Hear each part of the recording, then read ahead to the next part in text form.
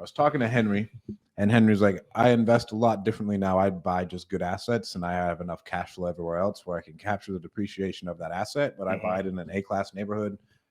I don't need the cash flow. I make plenty of money, but that asset is going to be a great asset to hold as far as appreciation over time. Talk about long-term now. Yeah, to where he has, again, you're going to know where you're at in your investing journey. To where he's like, bro, at this point in my journey, dude, if we have a bunch of A-class and B-class stuff, like how we talk about Grant Cardone buys amazing assets. Like price don't matter at that point. Yeah, I mean, the price matters. It matters, but you're looking long-term in that area, right? And you talk Central Valley, bro. Like, I'm telling you, like, it's only a certain amount of time. Like, homes are gonna. I mean, fuck. You talk about the Bay Area and stuff like that. Like, I had one of my buddies tell me, like, when he looked at Tower, he's like, it looked like Oakland, like, you know, before Oakland like popped. Yeah, you know what I mean. You look at the Tower area, and he's kind of like, man, like for that price point, like I'll buy everything here because this is what it reminds me of. But it's already nicer than what that was before it popped. And if you have that type of mentality, like the hedge fund mentality, where I'm buying this for 40 years. I don't really care about a return. Like, we get our return. Make me $100 a month. If it just breaks even. Because if you got cash flow at this point in time, as long as it don't take money from me, and I'm saving myself in taxes by just buying them anyway. Yeah. Why not buy them? But and again, don't buy alligators.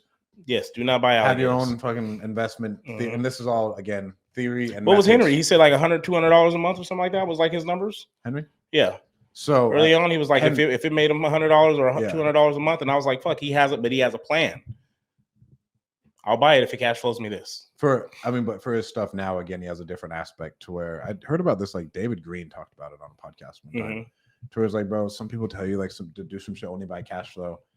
If you have enough money to buy a house in San Diego and it loses you $300 a month, but you get the cash flow to support that, and you know it's only going up in value, and the appreciation outgains the fucking $300 a month that you're losing, like, it's still a deal. And honestly, the $300 a month is not going to make or break you if you can afford the house in the first place. Yes, but again, it's like that's a different strategy. It's a different strategy and a different where place you to are operate now. From. I mean, they're talking about different price points in that they're buying now, right?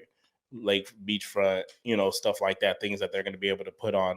Like, everyone talks a lot, like we talk about Airbnb sometimes too. And once you get into that part of your investing world where you're not really tripping off the cash flow like that, now you can go spend $1.5 million on a home that's sitting, beachfront, fucking, because it's going to make great money on a monthly return, and you still get the freaking